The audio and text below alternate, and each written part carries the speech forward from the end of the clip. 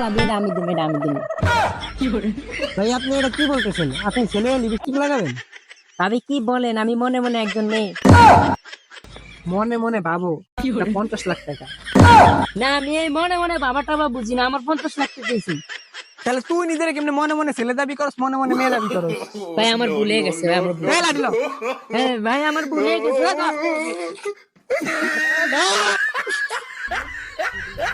কোনো মায়াটা না, আমি ছেলে, আমার জমিনের সমান সমান পাচ্ছি। এই আসসালামু আলাইকুম গাইস, কিরকম আছেন আপনারা সবাই? আশা করি ভালো আছেন। তো আমরা সত্যের প্রতিবাদে নেমে গেলাম। তো আমরা বইটা নিতেছি, বইটা দাও। তো এই যে শরীফ থেকে শরীফ আমার গল্পের বইটা। তো এখান থেকে আমরা আগে 2টা পৃষ্ঠা শিখবো। এই যে টিপলাম, এই যে শরীফ থেকে শরীফ, এই যে এই দুইটা বই।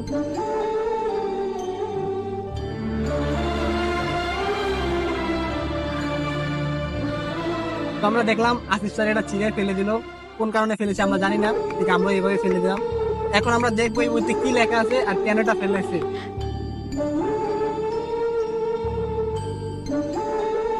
আগে দেখেন এটার ভিতরে কি লেখা আছে।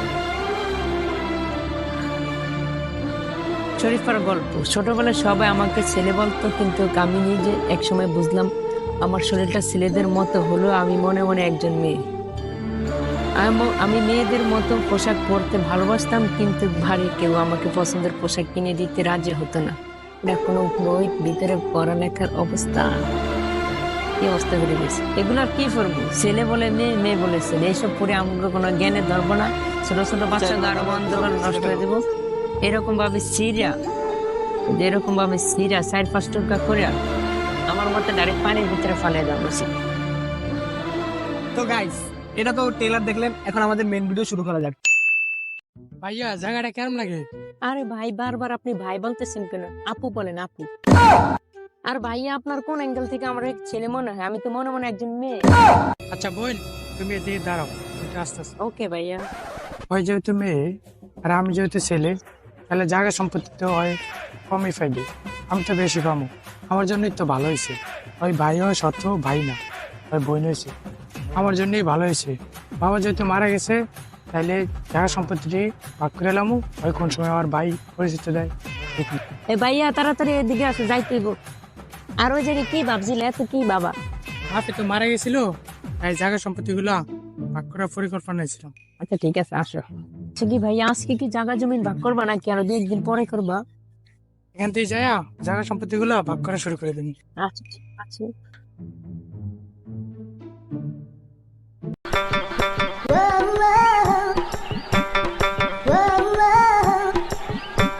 ভাবি এটা আমি দেবো, এটা আমি দেবো।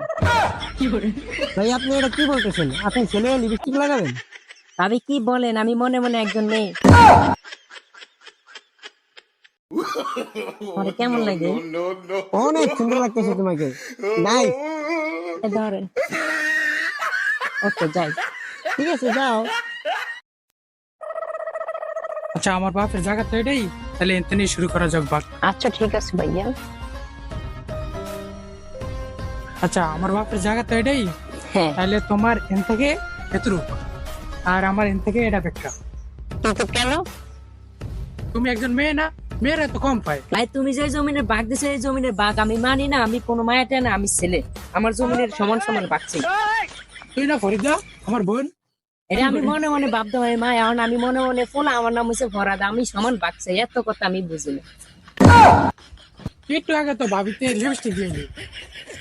এটা তো আমি মনে মনে ছিলাম, এখন আমি মনে মনে ছেলে, সমান জমিনের বাগছি। কি ফাইজলাম করস? তুই কত মেয়ে কত ছেলে, এলাকা সবাই জানি তুমি। কোনো বিচার পাই না। বিচার দিবি? আমি কি বিচারের বয়ে থাকবো? আমিও যাই বিচার দিই। মা এত নয় বিচার করবো মা? আমার জায়গা কম দেশ তুই বেশি না, সেটাও চলবো না। এ বাবারা তোরা চিল্লাস কি আরে রে?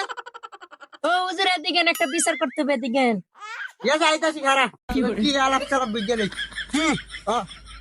হুজুর আমরা ডাইকে আনছি একটা বিচার করার লেগে। এই যে আমার ভাই আমার জায়গার ভাগ কম দেয়, মানে এটার বিচার করে দেন। না এটা তো ভুল করতেছো তুমি। বাইরে বাইরে তো জায়গা জমিন সমান সমান পাবে। হুজুর আমি মনে হয় আঙ্গ এলাকাতে নতুন আইছেন, প্রত্যেক ঘরে খোঁজ দিয়ে দেন একজন মেয়ে আমার দাবি করে ছেলে। খুব বেজাল পড়ে গেলাম না?